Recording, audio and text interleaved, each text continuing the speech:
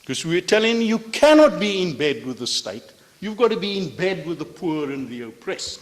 That's where you belong. Hello, my name is Stanley Heller. Welcome to The Struggle. The Struggle is shown on 21 cable stations from Vermont to New York City, on the internet at thestruggle.org. We start with some news about Egypt. Hundreds took part in a demonstration against the military dictatorship. They defaced a monument being built on Mohammed Mahmoud Street, supposedly in tribute to 40 revolutionaries killed on that spot by police. This program features part of a talk by Dr. Charles Villa-Vincencio and an interview I did with him at the Tree of Life conference in Old Lyme, Connecticut. He is teaching this year at Georgetown University in Washington and is a minister. He's a longtime anti-apartheid activist in South Africa and talks about the many similarities between the struggle for human rights in Palestine and in South Africa.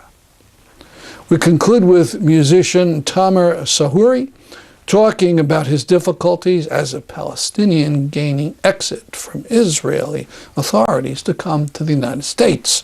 And we'll hear a bit of his music along with a trio of musicians. We begin on Mohammed Mahmoud Street near Tahrir Square in Cairo.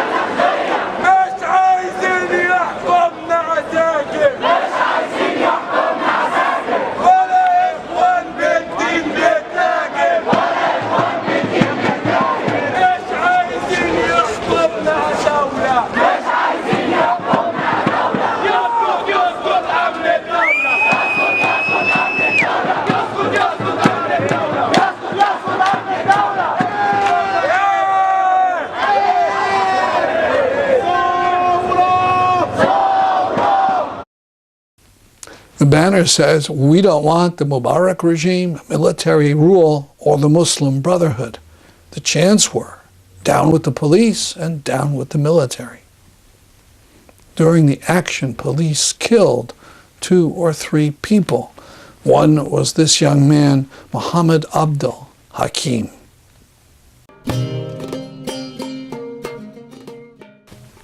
Now to Dr. Villa-Vincencio, who took part in the South Africa freedom struggles and who was imprisoned for a time by South African authorities. You know, and when I look at the parallels between South Africa and Israel, I can go on and on and on, and no analogies are ever precise. We can all pick holes in them. But the similarities are amazing. Apartheid is introduced in South Africa in 1948. The State of Israel is declared in 1948. We can talk about similar histories, a land without a people and a people without a land. You know what happened in South Africa? White people just arrived, and there was this barren land. And so they occupied it, and they possessed it. Amazing what the mind can tell you. That which is in front of your noses, you cannot see. I can tell you about land being occupied and people driven into the homelands, what we call Bantustans, and I look at the presentation that we had earlier today, and I just want to say snap. And when I look at the so-called West Bank, I see the Paputetswana homeland in South Africa. Little pockets of land here, there, and everywhere. And I hear about a 2-state solution. Excuse me.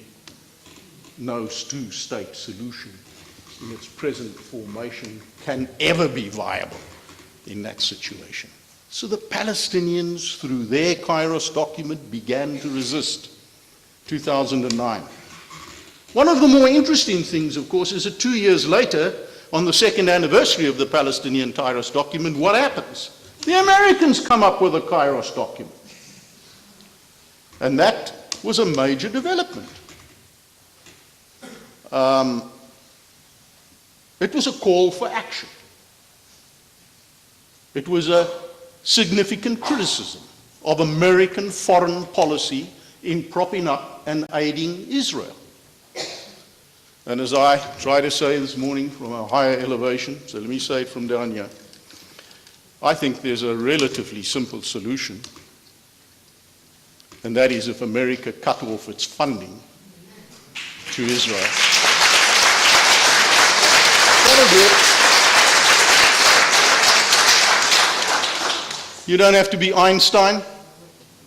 You don't have to be the prophet Jeremiah or Isaiah or anyone else. It's just a little bit of common sense. I think Bill Clinton would have said, it's arithmetic, damn it. That would sober them up, because it's what sobered us up. It would sober us up. It's what sobered us up. And that, in essence, is what this American Kairos document is asking for. Now, you know, the trouble with professors is they spend their time answering questions that nobody else is asking. So let me try and pull this together and you can ask the questions you want to. What then is Kairos theology? Whether in South Africa, or in Palestine, or in the United States of America. I'm going to suggest there are three dimensions. There's a triad. There are three dimensions to Kairos theology. The first dimension of Kairos theology involves a political analysis of the situation. In our Kairos document, we spoke of reading the signs of the times. It's called political analysis. Political analysis. When we looked at South Africa, and we said, now let's put all the propaganda aside from both sides and all the political spin and all the rest of it. Let's be honest now. What's it all about? It has to do with race, and it has to do with greed, and it has to do with a certain kind of exploitative capitalism. That's what was propping the South African regime up. And that's what we took on directly, head on. Eyeball to eyeball. I remember some quite prominent American theologians coming to visit us in Cape Town, and they said, listen, we've been around, we've been into your churches, we've been to these services where you pray for the release of prisoners and what have you. What is this? Is this a political meeting? Or is it a religious meeting? I said, well, you tell me. They said, well, it's very difficult for us to say. I said, I want to tell you something, it's both. It's both. Because we're not prepared to separate religion from politics. The first thing that you do in a Kairos situation is to analyze the situation, say, stop telling one another stories, what is going on here? Because it's only on that basis that you can then make a decision as to which side you're going to be on, which side I'm going to be on. The second thing about a Kairos theology is this, that it's an affirmation of the message of Jesus. So the Kairos document, yes, it's political analysis, but secondly, a Kairos document has to do with the integrity of the gospel. The integrity of the gospel. But there are three very clear phases in the early history of the Christian church. The first is that message proclaimed by Jesus, which was expounded by the church through until AD 70. What happened in AD 70? The Romans, if you like to use modern language, bombed the temple. They went in there and they obliterated the temple. They had now had enough. They were going to close down this Jewish nationalist uprising. It was over. And so that which was written before AD 70 was a fairly dynamic message. It was that dangerous message that that Metz is proclaiming. After AD 70, what happens? The Christians begin to calm down. They are now in trouble. They're going to be liquidated. They're going to be got rid of unless they adjust their message a little bit and begin to distance themselves from these terrible Jews, begin to distance themselves from these nationalists, these Jewish nationalists, and they begin to proclaim a far milder gospel. And that's where dear old St. Paul comes into it all and says, obey your masters. A far more moderate kind of gospel. It's beginning to be proclaimed in a Gentile rather than in a Jewish world. The gospel is changing from the message of Jesus to a different kind of message. And then, what's the next important date? 310. What happens in AD 310? Constantine is converted. And so the Christians very happily leave the catacombs and they join the State Department. And the message that we then hear proclaimed is not only a milder, softer form such as St. Paul tried to introduce rather than this rabble-rouser called Jesus. It's not only that milder, more palatable kind of gospel. This is state theology. We now have state theology. The Roman Empire is declared Christian. And what does the church do? It gets right in line. Gets right in line. And it becomes, I'm sorry to say, an oppressive ideology. And it's that ideology that we continue to struggle with still today in the Christian churches. That's why the bishops in my church didn't want to sign the Kairos document. Because we were telling them, you cannot be in bed with the state. You've got to be in bed with the poor and the oppressed. That's where you belong. Because that was the message of Jesus. Now somebody's been waving a figure 2 at me. And so let me close with the words of the prophet Isaiah and the words of Jesus. That dangerous memory. Because Jesus decides to quote Isaiah. And he says, and I quote, "The Spirit of the Lord is upon me. He has anointed me to bring good news to the poor.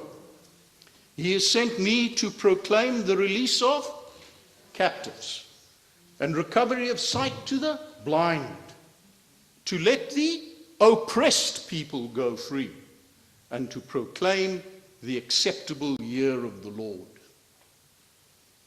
That is Kairos theology. It's a dangerous theology, and it's a reminder to all of us to make a decision where we're going to stand. Thank you.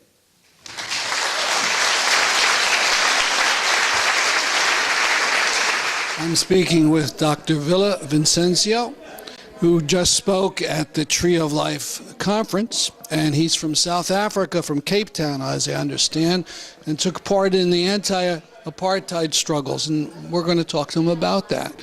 Good evening. Good evening to you, sir. When did you first get involved in this kind of activity?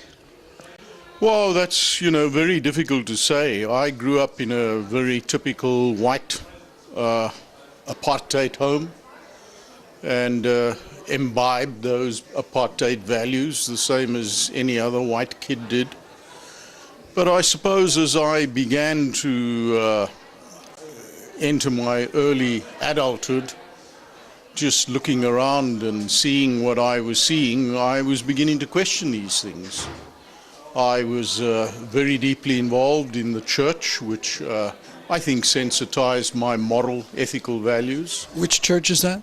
I was in the Methodist Church. And then as I went on and became a student, I was a student at Rhodes University, which is in Eastern Cape. There became exposed to radical, I suppose the word is, progressive, ethically motivated, driven, politically driven black folk, Barney Pichanas of this world and Steve Biko and so on. So I got drawn in to the struggle against racism and against apartheid. What are some kind of actions that you took part in? Well, in those days, I did the sort of things that students did. We protested. We stood with billboards, protesting apartheid legislation and so on. And what years is this? Now wow. So that the 60s? was, yes, that was the 60s, 66, 67, 68, in that period. Became involved in several student organizations, anti-apartheid student organizations, and so on. So, I mean, that's where it started, and as time went on, I got more and more involved. I met with the ANC when they were in exile on a regular basis. Ultimately had a short period in prison.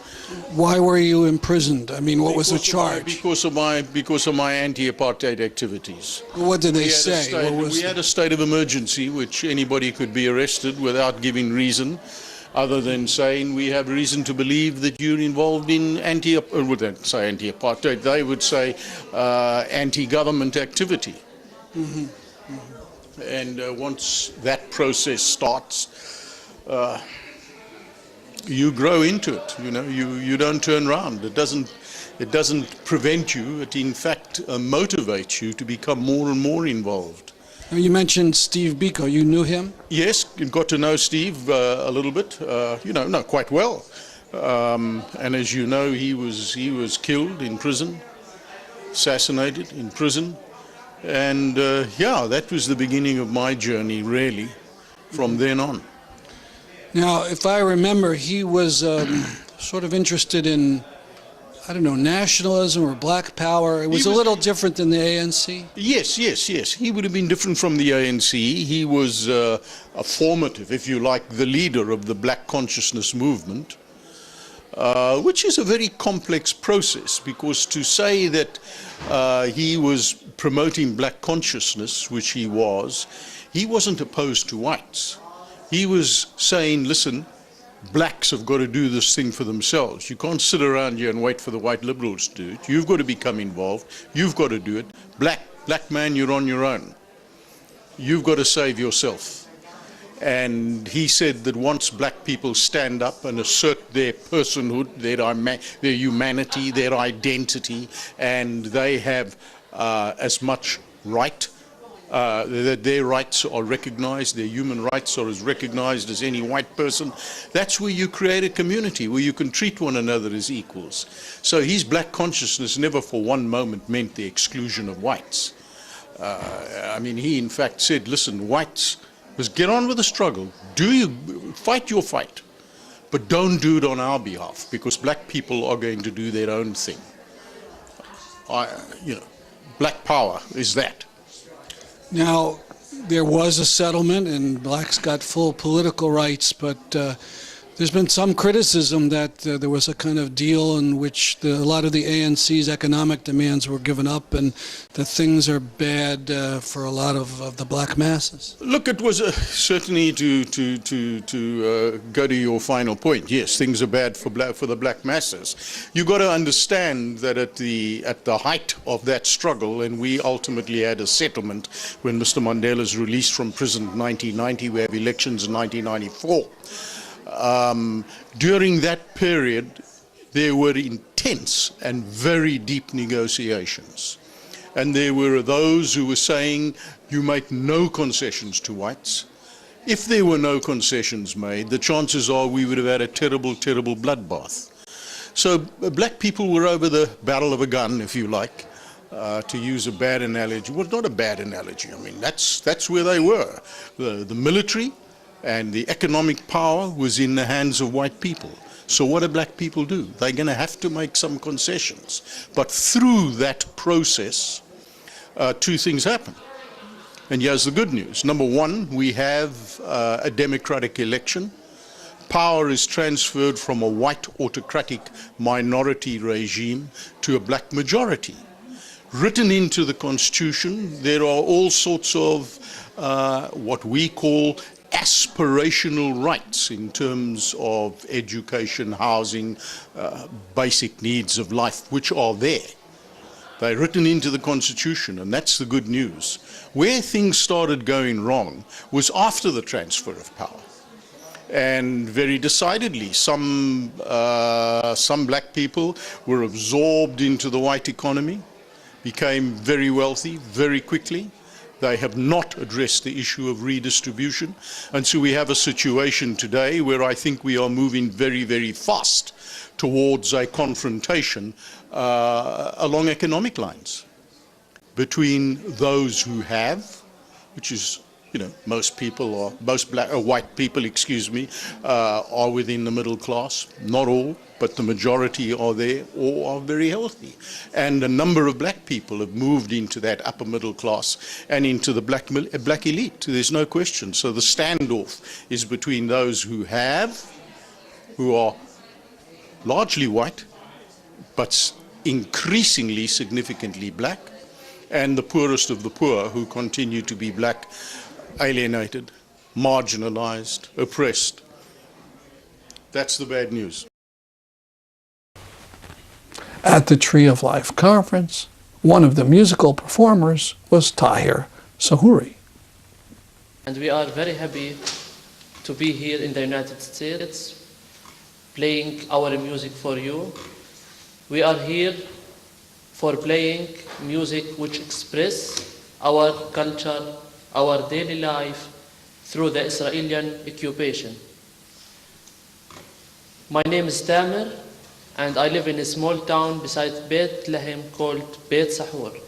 I studied business administration at Bethlehem University.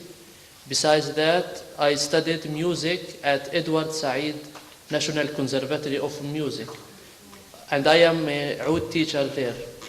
I learned the oud when I was 11 years old, and I am now 26 years old. For me as a musician, I suffer a lot from the Israeli occupation because many or most of the festivals located in Jerusalem. And for me as a Palestinian, I cannot enter Jerusalem. I should have permission from the Israeli. And I asked for the permission like 6 times, and they didn't give it to me. And maybe they will give it to me after the festival. Besides that, you know, because we need a visa to visit any country, we should go to Jerusalem to apply for the visa. The Israeli also refused many times to give us the permission to enter Jerusalem and to take the visa. And today is a miracle to be here in the United States. It's not easy for us to be here with you today. I hope the situation will get better. We have the hope, we still have the hope. We need better future, and if not for us, for our children needs a better life and freedom. Thank you.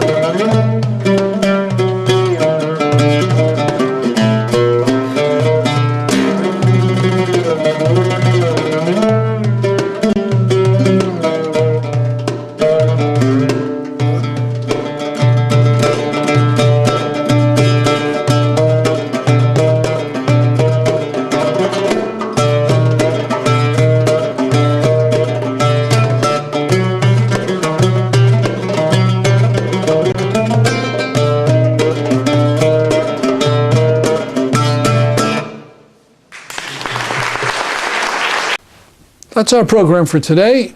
See you next week at this time. I'm Stanley Heller, and this is The Struggle.